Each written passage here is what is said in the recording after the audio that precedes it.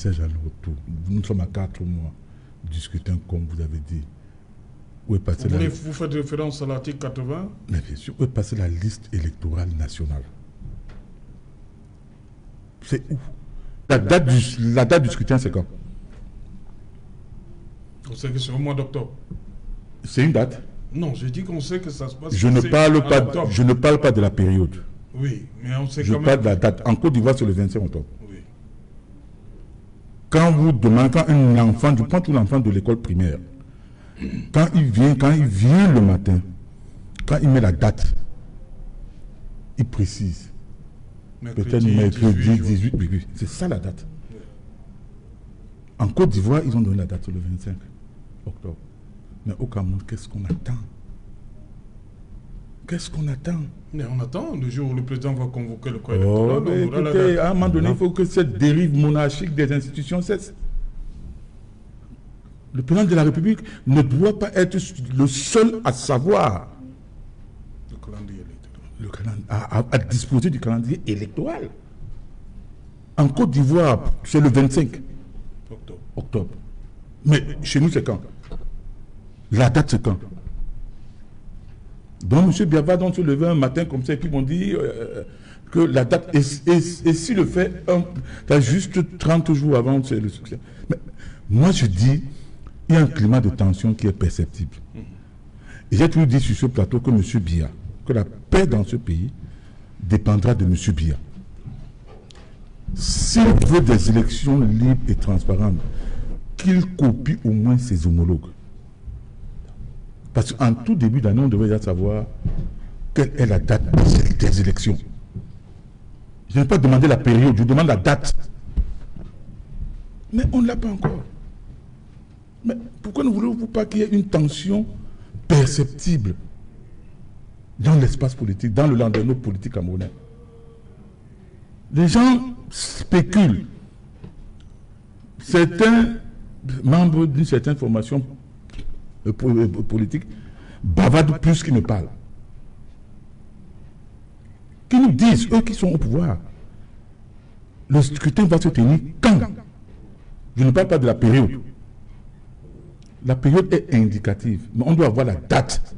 Bonjour les enfants, c'est papa. Mon mur est un asile psychiatrique à ciel ouvert et ma salle d'attente est toujours bondée. Bienvenue à la clinique les enfants. Vous pouvez tout dire sur Ouattara. Ouattara respecte les Ivoiriens plus que Paul Biya ne respecte les Camerounais. Écrivez ça.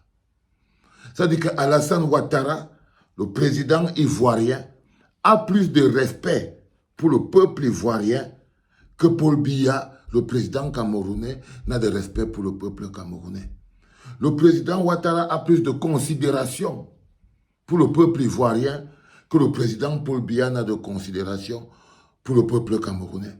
Le président Paul Biya n'a pour le peuple camerounais que mépris. Que mépris.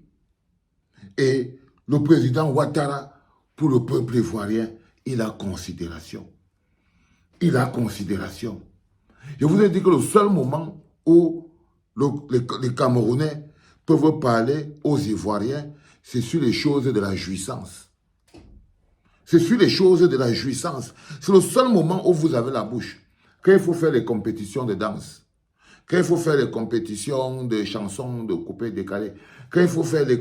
Mais sur toute autre chose technique, même au niveau des émissions de télévision, vous voyez bien que quand vous regardez la télévision en Côte d'Ivoire et vous regardez la télévision au Cameroun, vous avez vraiment l'impression que c'est le jour et la nuit. Vous avez l'impression que c'est le jour et la nuit.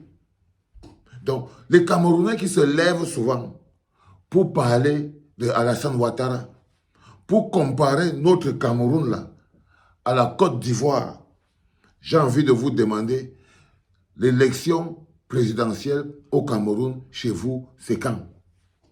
La dernière avait dit le 5 octobre. Si on prend point par point, on devrait déjà être le 5 octobre de cette année. L'élection présidentielle au Cameroun, c'est quand? Le peuple, nous qui allons voter, nous savons quand. Paul Biya peut se lever et dire que nous allons voter. Donc, c'est une élection par embuscade. Il n'a aucune considération pour vous. En Côte d'Ivoire, l'élection présidentielle, c'est le 25. C'est le 25 octobre de la même année. C'est le 25 octobre de la même année. Ne vous comparez pas. L'homme que vous avez chez vous a plus de mépris. Soyez humble quand vous voulez parler de la Côte d'Ivoire. Soyez humble, peuple camerounais, quand vous voulez parler de Alassane Ouattara. Parce que Alassane Ouattara a plus de respect pour le peuple de la Côte d'Ivoire que Paul Biya n'a de respect pour le Cameroun. Non, Paul Biya a du mépris. Un profond mépris. Nous ne sommes pas un peuple pour lui. Nous sommes des chèvres, nous ne sommes rien pour lui. Le peuple camerounais n'a aucune valeur quelconque aux yeux de Paul Biya. Il n'a aucune émotion, rien. Vous êtes des instruments entre ses mains qui lui permettent de mener le train de vie qui est le sien. C'est tout. Qui lui permet de satisfaire sa soif de pouvoir et sa jouissance de la vie. C'est tout. Mais il n'a aucun ressenti. Il n'a aucun ressenti vis-à-vis de vous en tant que peuple. Pour lui, vous n'êtes même pas un peuple. Parce que s'il était un peuple et qu'il avait la considération pour vous, il ne pourrait jamais s'imaginer encore être candidat à l'élection présidentielle d'un.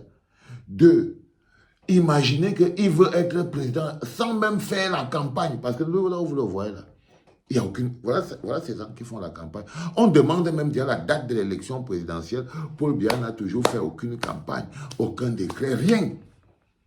En ce moment, tous les textes de son parti font de lui un candidat illégal et illégitime. Le seul fait que Elekam, la Cour constitutionnelle, ne le stoppe pas, c'est que parce que ces deux entités sont toutes aussi illégitimes et illégales. Il a entraîné le pays dans la forfaiture, en fonctionnement dans la forfaiture.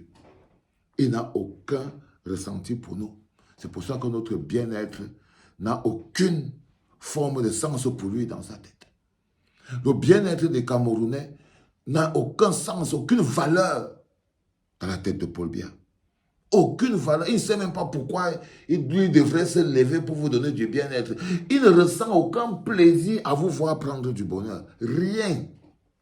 Rien. Il n'a aucune émotion vis-à-vis de vous. En Côte d'Ivoire, ils ont affiché la liste électorale nationale. Vous parlez à Ouattara? Non, parlez pas. Vous parlez aux Ivoiriens, un peuple digne. Vous croyez que le Ouattara fait toutes ces largesses aux Ivoiriens parce qu'il est gentil? Non.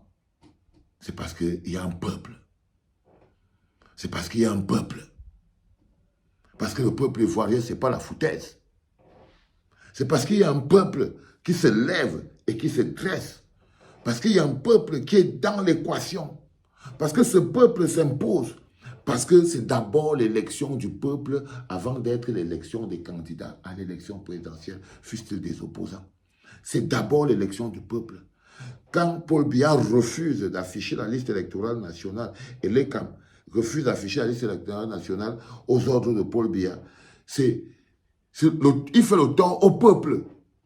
Parce que ce sont les noms du peuple qu'il refuse de montrer au peuple pour qu'ils aillent vérifier. Donc, c'est l'élection du peuple. Il écarte le peuple de l'équation.